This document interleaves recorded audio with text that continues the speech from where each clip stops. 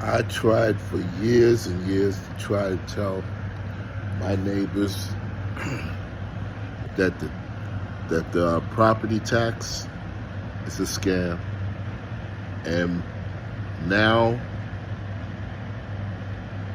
on the news, you find out they tell you the exact same thing I've been trying to tell my neighbors. Your taxes are going up too much. Too much. Now I want y'all to listen to this segment. Purposes only. Please hit pause and read this disclaimer in full. The school districts are bankrupt, and by the way, I defy any person in the government to simply sit down with a piece of paper and say, okay, we got X amount of dollars outstanding in bonds. How are we going to pay it off with an amortization schedule of 7% compounded over 30 years, effective today? The answer is you can't. Listen to the fraud. Hello, everyone, and welcome to this very special edition of Finance U. I am your host, Dr. Chris Martins, and today we're going to cover real estate taxes. I know it sounds a little bit, what can you do? Everybody hates them, nobody likes them, but we're going to find out that these things, have the way it's been conducted in this country, well, as Mitch Wexler, today's guest, talks about it, this is a Ponzi scheme of biblical proportions. Mitch, welcome back to the program. It's so good to have you back on. Such an important topic. Did I overstate anything? No, probably understated. In reality, it's pretty bad, and it's getting worse. The compound cumulative effect of the interest on the outstanding fraudulent school district bond debt is such that the con is when they raise bonds, in truth, that they're raising the bonds to pay the interest, they cannot pay down the principal. So they've created, like you said, it's a Ponzi scheme of biblical proportions. Well, let's talk about this again. Remember, folks, I first interviewed Mitch Wexler in September of 2024. He called it at that time 10x worse than Enron. We're just dialing up. The more you dig in, Mitch, I assume the worse this looks. But let me break it down what I'm experiencing. Literally, this just came into my inbox randomly from a follower of mine this morning, or yesterday, I believe. I found it this morning for the first time. Brandy wrote, quote, "This is super important. I'm a member. I'm not a bot. I live in a small town called Chehalis in Washington State. Please look at what our new governor, Bob Ferguson, has been doing. This is the exact playbook. Our minimum wage is $16.66 an hour, so the price of goods and services are very high. We have the lowest police per capita, and all illegal drugs have been decrimmed in 2021. And we have one of the highest gas taxes, do not have access to medical and mental health records that our minor children receive in public schools. But on top of that, in pursuant to today's conversation, the nail in the coffin," Brandy writes here, "was passing law to triple our state treasury fees on our property taxes, exclamation point. The value of our home increased by $252,600 since 2020. We currently pay $4,577.45 on a 2,169 square foot Rambler on 0.28 acres built in 1967. After they raise state treasury fees from 1% to 3%, we will pay at least $7,306.41 next year. We are all going to lose our homes." This random gentleman I found on Twitter the other day wrote, "Stop legalized plunder. I built and paid for my house by age 25. Every 3 years now, I pay property taxes equivalent to the original cost of my house. It takes 50% of my Social Security to pay my property taxes alone." And then I hope you can hear this along with us, Mitch, because I want people to hear this. This is a poor gentleman in, soon to be very poor gentleman, in Chicago. I hope you have something to say about this too. This 700 square foot one-bedroom apartment will now cost Michael Markellos $17,494 in property taxes for 1 year. Markellos and his mother own this 10-unit Lincoln Park apartment complex. Last year's tax bill for all 10 units combined was $23,674. But now look at this. The same 10 units are now $128,282 this year. Okay, Mitch, what is going on here? In a nutshell, this is a cash grab. The laws, be it USPAP, which is Uniform Standards of Professional Appraisal Practice, are irrefutably being violated straight across the United States and Hawaii. So they have decided, well, we're just going to go and grab this money from which the central appraisal districts, those are the CADs, turn that money, a good chunk of it, roughly 83% of it, over to the school districts. Then the school districts take that money and lever it up 20 to 1. And across the United States, I've calculated that give or take, roughly 5.1 trillion out of the 7.5 trillion is illegitimate, fraudulent bonds, school district bonds. And it got worse recently when we found out that they have something under the hood on their balance sheets, many of these school districts do, and it's called an investment pool. But the investment pool is hidden from the public. You don't know who paid in, you don't know what the rules of the investments are, you don't know what the tenure is. So there's a whole bunch of questions behind all this, but the more we dug in, the more we found, well, the hidden investment pools are in reality a second Social Security fund for somebody at the school district level. And it gets even more bizarre when we found out that Governor Abbott himself is the chairman of the Bond Review Board for the state of Texas. First question is, why is he the chairman of the Bond Review Board? This raises red flags left and right. I will state emphatically that Governor Abbott has had donations from the school teacher system, and Dan Patrick himself as well is also on the board at the Bond Review Board. So when you look at all these problems and you start adding this up, the straight answer to your question is this is a cash grab. They are violating every single appraisal law, this is not an exaggeration, without exception, ever written. Because when you violate the way that the NewsPap is set up, it is designed to be quantitative. It is not designed while we think.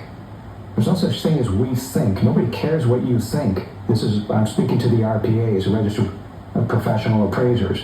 Nobody cares what you think. Your job is to quantify. And what we have found is, in fact, they are not quantifying anything. Don Spencer, the chief appraiser at the Denton Central Appraisal District, stood up in front of the board and admitted, we have the tape, it's on my website, admitted they took 60,000 properties outside of the database, put it in Excel, manipulated it, his words, and put it back in the database. That in and of itself is what spun the mathematics behind the scenes. So when I sat down and started running that math, we determined that roughly 92% of the database at that time was corrupted. Well, as we've dug in and more people have reached out, we now have a signature, at least one from every state in the union. We've got thousands of signatures on the petition now, tens of thousands of comments. So, and all those people keep sending information in. So we start looking in like I did yesterday in Ohio, and Ohio is in such bad shape with regard to their school districts and the way that their laws are set up. In truth, as far as I can tell, the only thing left for Ohio to do, or the citizens to do, is to file the school districts into involuntary bankruptcy in order to wipe out the fraud. Now, Mitch, I want to get into all of that, but two things. First, what you described with Governor Abbott, and he sits on this thing that has this hidden slush fund, and it goes to the teachers, and the teachers pay money. That sounds a little bit like a fractal, smaller version of what we just found out with USAID. Does it not, right? So taxpayer money goes into this big organization that then pays handsomely all these people who then funnel money back into the same people who fund the operation with continuing taxpayer monies. It kind of sounds like that. You're describing what sounds to me like what people were very angry about when we discovered the circular self-dealing graft and corruption that happened at the federal level. It just sounds like a smaller version, but still obviously big. That's exactly what it is, except it's worse. And the reason why it's worse is because, do you know that in the state of Texas, $165 billion roughly comes in from the federal government that goes to the school districts? So can you imagine the absolute definition of double and triple dipping? So why do we have these real estate taxes that are exorbitant to the point of not being able to cover off the municipal requirements and the school district requirements, and yet magically, for some reason, and by the way, I know the answer to it. So the school district superintendents are in fact committing accounting fraud because they submit these requirements to the state comptroller. State comptroller turns around, by the way, this is based on minority students. So has anybody done an actual audit on how many minority students are in a school for which the federal government is now providing the funds to cover this off? The answer is no. And therefore, the federal government themselves are part and parcel in being defrauded. That's why it's worse. This is a left hand and a right hand not having a clue what the other one is doing, and they're doing it on the back of mom and pop. The fact of the matter is they're equity stripping mom and pop across the United States. That's what's happening here. Yeah, we're just tax donkeys in this whole... State comptroller turns around, by the way, this is based on minority students. So has anybody done an actual audit on how many minority students are in a school for which the federal government is now providing the funds to cover this off? The answer is no. And therefore, the federal government themselves are part and parcel in being defrauded. That's why it's worse. This is a left hand and a right hand not having a clue what the other one is doing, and they're doing it on the back of mom and pop. The fact of the matter is they're equity stripping mom and pop across the United States. That's what's happening here. Yeah, we're just tax donkeys in this whole story. So the second thing you said was that they just sort of pulled all this, it was supposed to be a very, well, let me put it this way. This is how the real estate property tax process is supposed to work. Every box is a process. There are laws, there are rules, there are guidelines, there are professional standards, and that's how it's supposed to work. But what you just said is it works like this. The county or district needs more money. They pull the tax pieces out into a spreadsheet. They communicate that number to the appraisal firm, like whisper, wink, wink, hey, we'd like 7% more. And then the firm bumps all the property values up by that needed amount, shoves that spreadsheet back into the system, presses the button, I get a tax bill that goes up by X%, right? It's based on a predetermined amount, and that in and of itself is where the fraud starts. So your school districts say, we need money for the children. Okay, first off, that is a straight up lie. They do not need money for the children. In fact, many schools in Texas are closing down. Here's the problem. The debt never went anywhere. So if you close those schools down, you, the school district, have committed bond fraud because you didn't tell any of the bondholders that you were going to be closing these schools in a set period of time. You knew it was coming and you didn't do anything about it. That's bond fraud. And when the world of the bonds, those holders wake up, these school districts are going to get sued into oblivion, rightfully so. But again, it is always worse. Why is the money not going to the children where it really should be going, right? It should be going to education, and it should be going to get good teachers. You've got to get the fat out of there. But the truth of the matter is, it isn't. It's going to pay the cumulative interest that has been compounding because they have not paid off the principal of any of the bonds for dozens of years. And that's the problem. We literally have charts that show that they were going to be paying these bonds off in 2024. Well, this was a school district in particular. Right now, today's got $3 billion in outstanding bonds and started with $110 million. $3 billion. Hang on. What collateralizes these bonds? I thought taxpayers' homes were the collateral in this story. No, you can't get to the houses, right? So what's the real collateral? It's mom and pop. School districts have no assets. Their land isn't worth 10 cents. It's levered to the hilt. The buildings levered to the hilt by the bonds. The real asset for a school district isn't even the children. It's the parents. It's mom and pop. So it's an implicit guarantee. There's no such word. I made that term up. Implicit guarantee means nothing. There's no guarantee. There isn't a single person in the United States who ever signed a document that said, I am prepared to go bankrupt to backstop my school district. Well, how do they get to mom and pop? I'm sorry, say it again. How do they get to mom and pop, Mitch? Where does the money come from? Well, what happens, the central appraisal districts receive a demand from the school districts in the form of a budget. This is the money that we need. This is your demand, central appraisal district, hit this target. Well, that has nothing to do with uniform standards of professional appraisal practice. That has nothing to do with real estate valuation. That has to do with a wish list. The problem with the wish list is it's a fraud. The predetermined budget is 100% fraud. We have figured out that the school superintendents are in fact committing accounting fraud.